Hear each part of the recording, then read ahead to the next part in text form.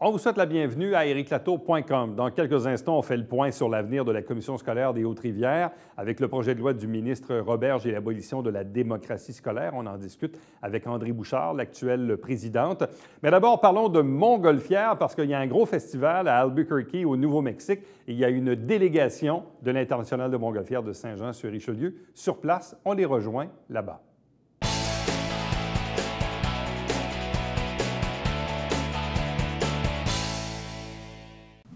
Une délégation de Saint-Jean-sur-Richelieu est actuellement au Nouveau-Mexique, à Albuquerque, où se tient en ce moment même le Balloon Fiesta, qui est un gros festival de montgolfière avec plus de 800 ballons. Et parmi cette délégation, on les rejoint immédiatement par vidéo Messenger.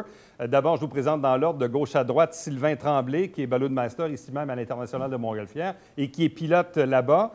Suivi d'Éric Boivin, qui est le directeur de l'événement ici à Saint-Jean-sur-Richelieu, de même que Geneviève Côté, qui est coordonnatrice marketing et communication pour l'International de Montgolfière. Donc, à vous trois, merci et bienvenue à l'émission. Bonjour à toi. Je vais commencer tout de suite par Sylvain, parce que Sylvain, ce n'est pas la première fois que tu vas à ce festival de ballons à Albuquerque, mais j'ai comme l'impression que de fois en fois, il y a toujours une part de magie de se retrouver là-bas. Bien, tu connais ma passion pour le ballon, Éric. Hein? Fait que, pour moi, là, c'est toujours magique de venir ici à voler dans ce nombre de ballons-là. Il y a toujours des couleurs différentes, des ballons différents. Fait que c'est toujours c'est merveilleux de voler ici. Bon. Et là, d'ailleurs, il y a un petit décalage avec... vous avez 2 heures de moins que nous. Donc, vous avez volé ce matin. À quoi ressemblait l'envolée de ce matin? Bien, ce matin, c'est un envolé qu'on dirait, je te dirais, il y a 50% des envolées qu'on fait vers cette direction-là. On décolle vers le sud, on monte à peu près à 700-800 pieds, 1000 pieds, et on va vers le nord. Puis on va vers le nord, vers nord-est, comme nord-est exactement, puis on va vers le désert. C'est super beau, c'est un petit désert avec des cactus, c'est merveilleux. Bon. Éric Boivin, c'était pour cette année, en 2019, une première fois à la direction de l'International de Montgolfière à Saint-Jean-sur-Richelieu. Donc, on a vécu, disons, 9 mois avant l'organisation, on a vécu le festival ici à Saint-Jean au mois d'août pendant 9 jours. Quand on s'en va dans un événement comme celui du Nouveau-Mexique à Albuquerque, quel est le regard qu'on a comme gestionnaire, comme administrateur d'un événement? Quel genre d'idée ça donne? Écoute, probablement que c'est parce que c'est la première fois pour moi, mais il y a beaucoup d'idées que ça donne, évidemment. Puis le regard, comme tu dis, est assez large. Le premier objectif pour nous, c'est le recrutement de formes spéciales, de pilotes, comme tu sais, amener les gens chez nous dans notre région, rencontrer les pilotes, les experts à Montgolfière. Deuxième objectif, évidemment, c'est d'entretenir le lien avec les organisateurs de l'événement. Hein. C'est notre métier d'organiser ça, nous aussi. Alors, c'est une belle occasion de partage. Autre objectif, les meilleures pratiques. Tu le soulignais, moi, je viens de connaître avec l'équipe ma première année à la tête du festival. Mais c'est une belle occasion pour moi de découvrir les meilleures pratiques, qu'est-ce qui se fait ici, qu'est-ce qu'on peut importer chez nous, et évidemment, finalement, faire la promotion de notre région. Qu'est-ce qui frappe le plus quand on arrive là-bas, Éric? Premier mot, l'ampleur. Ouais. L'ampleur est incroyable. Imaginez un champ d'envolée équivalent à 50 terrains de football avec 700-800 ballons. Vous pouvez deviner que l'ampleur est assez incroyable. L'organisation aussi est impressionnante. Hein? 75% des infrastructures sont construites, sont installées à l'année. Servent aussi à d'autres événements. Derrière moi, d'ailleurs, il y a le Musée international de la Montgolfière qui est là à l'année, ou Pico, d'ailleurs, son épinglette. Sylvain a posé Pico devant le musée dans la rue Lambertier. Alors, c'est tous les éléments qui me frappent en fait. Geneviève Côté, quand on a un regard communication, marketing, on voit un peu la façon dont on fait nos événements ici au Québec, que ce soit l'International de Montgolfière ou les autres gros événements. D'un point de vue communication, marketing, quand on regarde ce que les Américains font avec cet événement au Nouveau-Mexique, quel est le regard qu'on a? Bien, moi, ce qui m'a beaucoup frappé, c'est à quel point la carte ballon, qui est déjà populaire chez nous ici, c'est vraiment un moyen très, très fort de marketing. Les enfants, ils courent après les cartes, ils vont faire tous les terrains et ils viennent beaucoup, beaucoup voir Pico. C'est assez hallucinant là, à quel point il est populaire. Ils courent après cette carte ballon-là. Donc, clairement, ça fonctionne chez nous aussi. Il y a peut-être quelque chose qu'on peut apprendre de ça. Peut-être qu'il y a des idées à tirer de ça pour essayer de tirer profit là, de cette popularité-là chez nous aussi. Tu penses à d'autres choses? Moi, en fait, c'est simple, Éric, c'est simple. La ville d'Albuquerque est ballon à l'année longue. oui, À l'année Tu sors longue. de- OK. Tu sors de l'avion, c'est plein de ballons dans l'aéroport. Tu arrives dans un restaurant, c'est plein de ballons. Même les viaducs ont des dessins de ballons. La ville Albuquerque, elle vit avec son festival à l'année longue. Geneviève, justement, quand tu regardes la couverture médiatique, le placement média, que ce soit dans les publicités de l'événement ou dans la couverture même des services de nouvelles, radio, télé, journaux, numériques, qu'est-ce que ça donne? Sylvain il dit que la ville est ballon. Toi, quel est le constat que tu fais de l'ampleur médiatique de cette couverture de l'événement? ben, c'est un événement d'envergure internationale. Là. Ils en parlent partout à travers le monde. On a été chanceux d'être nommés une fois ou deux. Ils font aussi une très bonne pratique qui est le live Facebook qu'on pourra peut-être essayer de tenter de développer chez nous. C'est très intéressant. Dans le fond, ils ont énormément de gens qui suivent via cette plateforme-là Ouais. à travers le monde, c'est pas juste aux États-Unis. Donc, juste cette plateforme-là est assez puissante au niveau de l'image de marque et tout ça. Puis on est chanceux, on a été nommé à plusieurs reprises dans ce live Facebook-là comme étant le Albuquerque du Canada. Est-ce qu'il est possible que le vent se lève par chez vous alors qu'il est en ce moment, Sylvain? Est-ce que c'est normal qu'on ait beaucoup de vent au Nouveau-Mexique? C'est normal parce qu'on sait que ici, il y a beaucoup d'inversions au niveau de la température.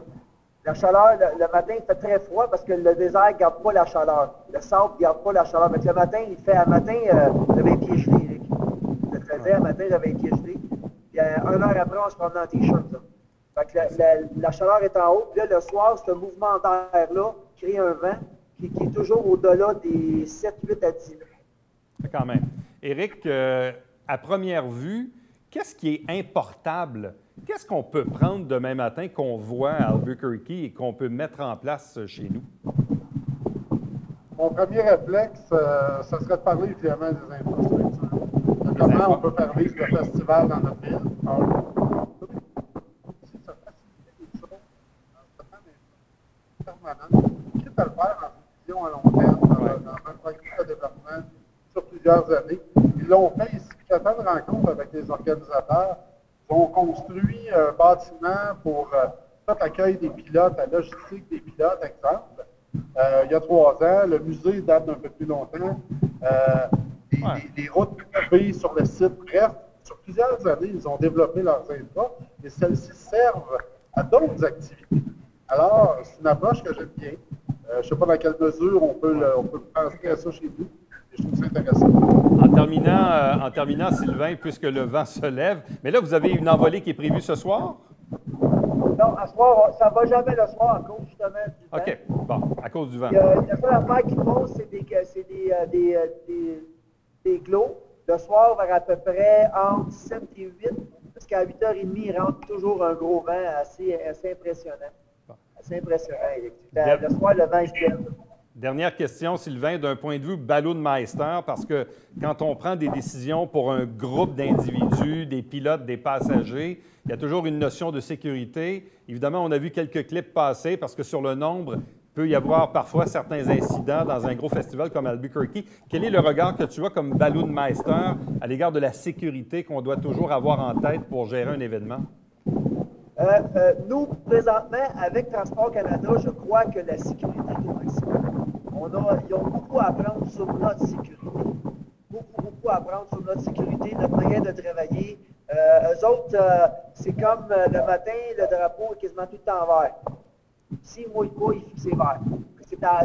Ils disent que c'est de pilot discretion, tandis que nous, on prend plus de mandats envers nous. On prend plus de décisions pour les pilotes. On ne veut jamais mettre personne en danger. On prend beaucoup de pression pour ça, puis c'est ça qui fait notre force. Que tous les pilotes parlent que Albuquerque est plus gros Mais le plus beau des pilotes qu'on entend depuis le début du festival qui nous connaissent, c'est Saint-Jean. Bien, à vous trois, merci beaucoup. Bonne fin de Balloon Fiesta à Albuquerque, au Nouveau-Mexique. Donc, je pense que vous représentez bien notre région. Éric faisait tantôt allusion à Pico, évidemment, qui est toujours la vedette sur place. Donc, salutations, bien sûr, à tous ces fans de Pico aux États-Unis. Merci beaucoup. Merci, bonne fin. Merci. Restez avec nous, puisqu'au retour, on vous parle de l'avenir des commissions scolaires.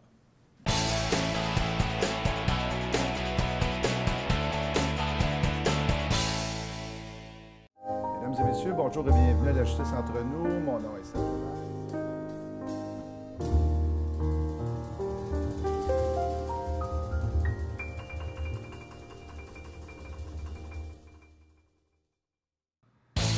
François, cette semaine à Sport Express, tu me fais arracher une dent. Oui, par Corinne Laframboise, combattante en arts martiaux mix, et Johan de White Lion, Lénès qui sont avec nous. Et c'est le meilleur show à vie NASCAR. Manquez pas ça.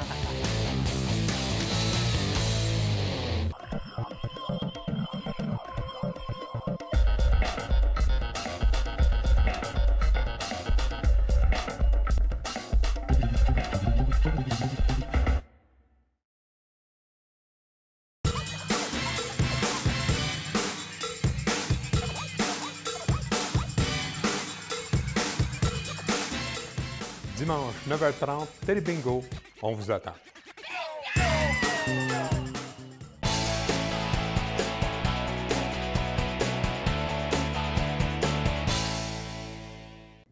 Parlons d'éducation, parlons de démocratie scolaire, parlons de l'avenir de la Commission scolaire des Hautes-Rivières dans sa gouvernance actuelle ou future. Avec nous pour en parler, sa présidente, André Bouchard. Bonsoir et bienvenue.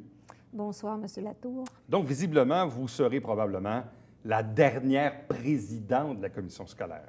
Si tout se passe tel que le projet de loi a été déposé le 1er octobre, je serai certainement la dernière présidente du Conseil des commissaires. C'est un débat de société qui a cours depuis une quinzaine d'années. À la seule différence, par contre, que le gouvernement majoritaire qui est en place depuis plus d'un an maintenant l'avait dans sa plateforme, soit l'abolition de la démocratie scolaire comme on la connaît, invoquant principalement le fait du faible taux de participation à ces fameuses élections.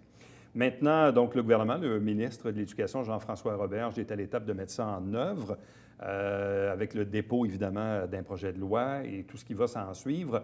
Mais on vous a vu, entre autres, dans vos publications Facebook des derniers jours, disons, on a senti un certain agacement à l'égard de ce que le ministre ou de ce que le gouvernement déclare au jour qu'on en apprend davantage sur le projet de loi. Qu'est-ce qui vous agace actuellement? Ce qui m'agace actuellement, puis je pense que ce qui agace la majorité des élus scolaires, c'est le fait que le ministre Roberge présente sa modification à la loi sur l'instruction publique comme si c'était une décentralisation vers les écoles. C'est-à-dire qu'il prétend qu'il y aura plus de pouvoir entre les mains des parents et des directions d'école.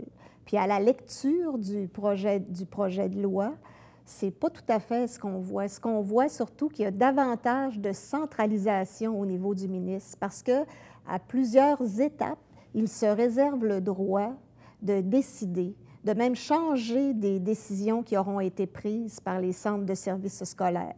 Parce que dans le projet de loi, les commissions scolaires deviendront des centres de services scolaires. Bon. Quel type de gouvernance le gouvernement veut-il implanter? Parce que, bon, si on n'a plus de démocratie scolaire, qui va gérer la commission scolaire ou le futur centre de services scolaires? D'abord, le porte-parole du futur centre de services scolaires, ce sera le directeur ou la directrice générale, alors qu'actuellement, selon la loi d'instruction publique, c'est le président ou la présidente. Alors, ce sera le directeur du centre de services qui sera le porte-parole du centre de services scolaires. Mais qui va recevoir ses instructions d'un conseil d'administration? Oui, qui va recevoir un conseil d'administration qui va être composé à moitié de parents et de personnel de la commission scolaire, du centre de services scolaires, pardon. Du centre de services scolaires. Bon. À quel moment pensez-vous que tout ceci va se mettre en œuvre? Autrement dit, à quel moment va-t-on mettre fin au système de conseil des commissaires comme on le connaît? C'est prévu. Il y a un calendrier dans le projet de loi. Et le 29 février 2020, c'est la fin de notre mandat. Toutefois, ce qui est écrit dans le calendrier, c'est du 1er mars 2020 jusqu'au 30 juin 2020, les gens qui sont au Conseil des commissaires doivent rester un comité consultatif à la direction générale. Inutile de vous dire que, étant donné que je défends passionnément la démocratie, moi, mon mandat va se terminer le 29 février 2020. Donc, vous, le 1er mars au matin, absolument. Vous ne serez plus là, là? Non, je ne serai plus là. Je ne serai plus là parce que, évidemment, mon mandat, il est envers la population. Je rends des comptes à la population. Alors, si le ministre dit que mon mandat est terminé le 29 février, étant donné il faut que je sois cohérente avec mes valeurs. Alors, moi, c'est comme ça que je vais. Je ne sais pas les autres élus scolaires, là, mais moi, ma décision est prise à ce sujet-là. On dit souvent, c'est une expression qu'on entend souvent, on dit, bon, ben, tu sais, quand on veut faire euthanasier son chien, on dit qu'il a la rage. J'en prends un peu la même expression ou la même idéologie derrière ça. Bon, ça fait des années, évidemment, qu'on parle, pas toujours gentiment, disons, de la démocratie scolaire, à tort ou à raison, peu importe, mais bref, ça fait des années qu'on entretient ça. Bon, visiblement, il y a un gouvernement qui est majoritaire, le gouvernement l'avait dans sa plateforme, donc visiblement, ça va se faire. C'est clair qu'on s'en va vers ça. De quelle façon voulez-vous terminer votre mandat? Nous, on a toujours essayé de travailler pour la réussite des élèves. Ce sont les décisions qu'on a prises, ça a toujours été pour améliorer la réussite des élèves. Et moi, je pense qu'on a bien réussi parce que nos taux de réussite sont en augmentation. On a même amélioré la réussite des garçons dans les dernières années, ce qui était un mandat qu'on avait donné à la direction générale. Alors, on va terminer notre mandat de cette manière-là. Actuellement, évidemment, on est dans des travaux dans l'organisation scolaire 2020, parce qu'on est déjà, une fois que l'année scolaire 2019 est amorcée, on travaille pour 2020. On aura d'ici le 31 octobre à faire des demandes d'agrandissement, probablement même des demandes d'école au ministère de l'Éducation. Et sans doute que, vu l'accroissement de la clientèle, nos écoles primaires sont presque toutes pleines. On aura sans doute des changements de bassin à faire. On aura des consultations à mener. Alors, c'est ce qu'on va faire dans les semaines qui viennent. On va continuer de travailler à la réussite des élèves. Vous êtes quand même là depuis quelques années déjà? 15 ans. 15 ans. Quand vous regardez les 5 prochaines années à venir, je comprends qu'il y a des enjeux de démographie et de bassin de services. Donc, quand vous regardez les 5 prochaines années à venir, selon vous, ça va être quoi les principaux enjeux que les personnes qui vont vous succéder, là, peu importe la formule, là, mais dans le fond, qu'est-ce que ces gens-là vont devoir suivre ou regarder dans les années à venir? Premièrement, on parle beaucoup actuellement de la gouvernance et tout ça, là, mais il y a des problèmes beaucoup plus graves que ça. Il y a des choses à adresser, puis je pense que les gens qui seront là seront en mesure de les adresser.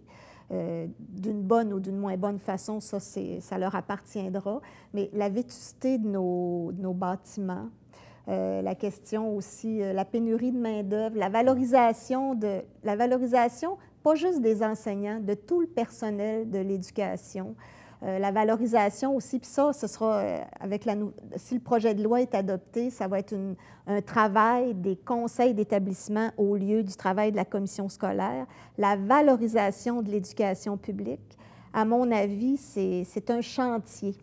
Et il aurait vraiment fallu avoir une discussion sérieuse, une discussion nationale avec tous les intervenants du milieu à ce sujet-là.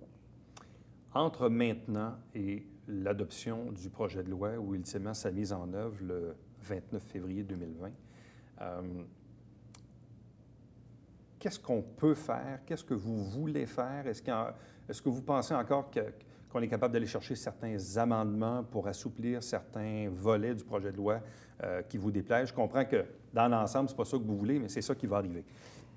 Entre maintenant et mars, est-ce qu'il y a des choses sur lesquelles vous ou vos collègues des autres commissions scolaires souhaitez, disons, tabler avec le ministre? C'est certain qu'on aimerait ça être reçu en audition là, au ministère, en consultation à tout le moins. Là, j'ai entendu dire que ce serait sur invitation. Ça m'étonnerait qu'ils nous invitent, là. Mais oui, il y a des choses qu'on veut faire valoir, comme par exemple sur les conseils d'établissement, sur le conseil scolaire, il y aura 8 parents, mais moi, je pense que la représentation territoriale devrait être tenue en compte. Parce qu'actuellement, c'est écrit dans la loi qu'il y aura 8 parents. Quelque grosseur de commission scolaire qu'il y aura, ce sera 8 parents. Alors, moi, je pense qu'il faut que la représentation territoriale soit là, parce que ça pourrait être 8 parents de Saint-Jean. Les petites municipalités, on a 23 municipalités à la commission scolaire. Il y a aussi les parents des écoles primaires, des écoles secondaires, de la formation professionnelle, l'éducation des adultes vont être représentés, mais pas les parents d'enfants HDA. Alors, ça aussi, je pense que ça mérite d'être... il faut que ce soit écouté. Alors, il y a des éléments comme ça qui nous apparaissent majeurs. Alors, on fera sûrement des représentations, puis les gens qui seront invités, bien, on essaiera de leur mettre ces paroles-là dans la bouche, à tout le moins. Sentez-vous, de la part des partis d'opposition, le Parti libéral, le Parti québécois, Québec solidaire, sentez-vous une certaine sympathie de leur part? Sentez-vous qu'ils souhaitent, eux aussi, à leur tour, faire valoir certains points du projet de loi? Je pense que oui. Je pense qu'ils vont exercer une vigie importante sur plusieurs items du projet de loi. Puis ils vont sans doute revenir aussi sur le fait que le ministre dit partout que le fait qu'il n'y ait plus d'élus scolaires et d'élections scolaires, ça va faire 45 millions de plus à investir en service aux élèves. Moi, j'y crois pas tellement parce qu'en 1998, lors des fusions, ça devait générer une économie de 100 millions. Puis finalement, puis c'est le ministre Legault lui-même, quand il était à l'Éducation, qui avait dû rembourser 40 millions. Alors moi, je ne crois pas tellement aux économies que ça va générer parce que, évidemment, en changeant toutes les commissions scolaires en centre de services scolaires, il y aura aussi les noms qui vont changer et tout l'environnement, là. Alors, ça va occasionner certainement des dépenses. Des changements de structure, là, du bardassage de structure comme ça, à mon avis, ça va coûter quelque chose. Je me mets dans la peau, disons, d'un parent qui a un ennui avec son école, sa direction d'école, le transport de son enfant. Bon, là, en ce moment, son canal de communication, oui, il peut appeler directement ou se présenter dans une assemblée publique, mais dans certains cas, on passait par les commissaires. Là, dans ce cas-ci, qu'est-ce que vous recommandez à un parent qui a un problème à soumettre? Il va le présenter à qui et comment? Il va appeler au député. J'imagine qu'il va appeler chez le député. Puis le député, bien, probablement qu'il téléphonera à la direction du centre de service. J'imagine que ça va être le canal de communication. Puis c'est un des risques de ce que j'appelle la réforme Roberge. Le risque, c'est la dérive, là. Évidemment, il y aura des gens qui ne seront pas nécessairement toujours d'accord avec les décisions qui seront prises. Puis s'il crie assez fort, bien, le ministre, il s'est arrogé le droit de changer les décisions. En quoi la nouvelle gouvernance des centres scolaires sera-t-elle différente de la gestion d'un cégep, d'un hôpital ou d'un CLSC?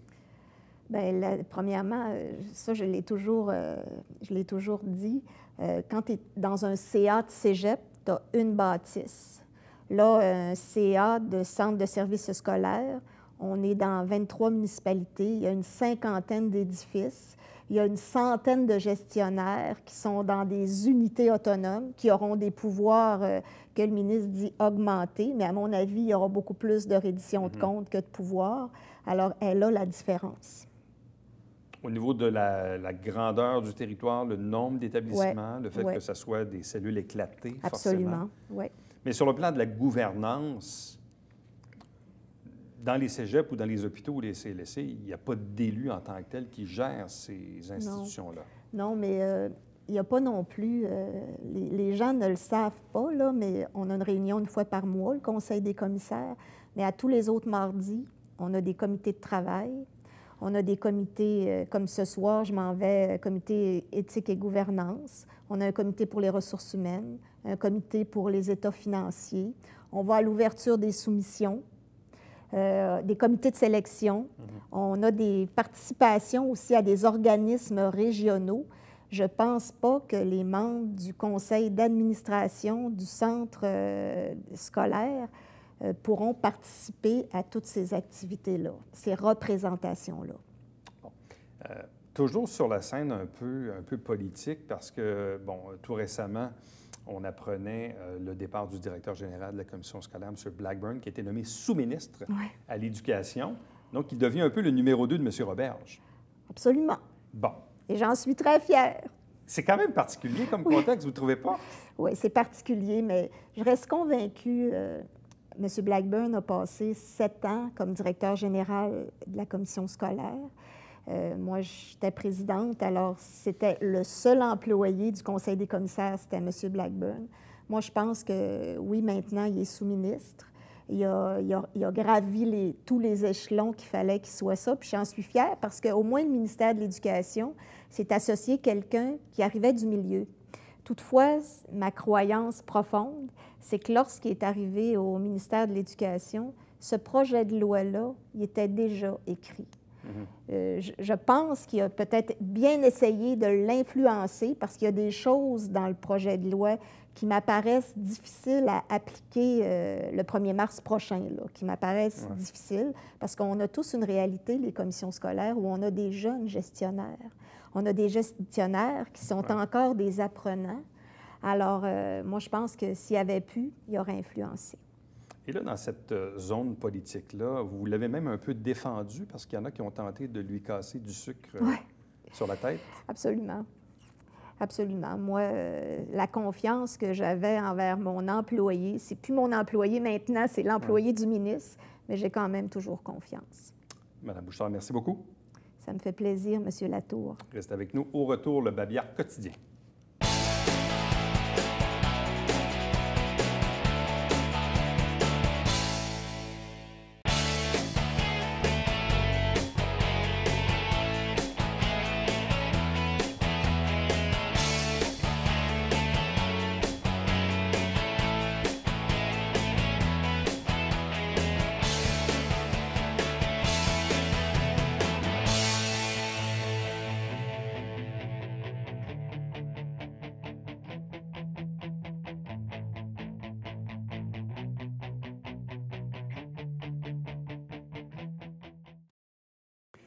Les citoyens de l'île Sainte-Thérèse devront s'armer de patience jusqu'au mois de décembre. Des gros travaux au pont numéro 10. Ça, c'est le premier, celui qui est à l'intersection Jean-Talon et Chêne-Vert, donc des gros travaux jusqu'au mois de décembre. Donc, le seul accès va se faire aux limites de Carignan avec l'autre pont qu'on a rénové il y a quelques années. Et donc, c'est par là que les entrées et les sorties de l'île Sainte-Thérèse vont se faire jusqu'à Noël ou presque. Entre-temps, il y a le Télébingo, n'oubliez pas, dimanche matin, 9h30 en direct, avec bien sûr 4 000 $ en prix. Et pour me joindre par courriel, Éric Latour en un mot, à commercial tvhr9.com. À demain.